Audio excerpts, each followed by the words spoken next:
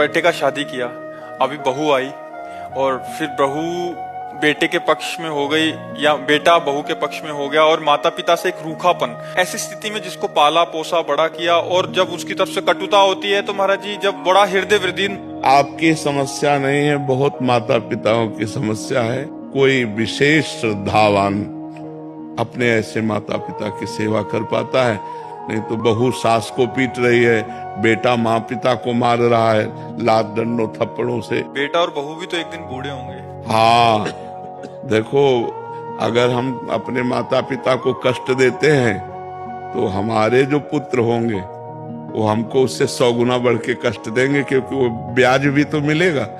तो इसलिए नए बच्चों को ये ध्यान रखना चाहिए कि वो भी किसी दिन माता पिता बनेंगे और वो किसी दिन वो भी बूढ़े होंगे। तो अपने माता पिता के साथ असभ्य व्यवहार नहीं करना चाहिए, आसुरी व्यवहार नहीं करना चाहिए। यार, जिस कोख से पैदा हुए उसको तुम लात मार रहे हो, उसकी आरती उतारनी चाहिए। तो हमें लगता है आज हमारे नौजवानों को अध्यात्म श्रवण करने की आवश्यकता है। शास्त्र श्रवण करें, संतों की बात सुने, जिससे समझें तो माता पिता कौन है। माता पिता की आराधना से भगवान विट्ठल आज जो महाराष्ट्र में विराजमान है वो माता पिता की आराधना से ही प्रकट हुए। पुंडरीक नाम के एक भगत अपने माता पिता को भगवान मानकर आराधना करते थे, तो भगवान स्वयं चलकर दर्शन देने आए। जो विट्ठल रूप में है ना, वो स्वयं दर्शन देने आए।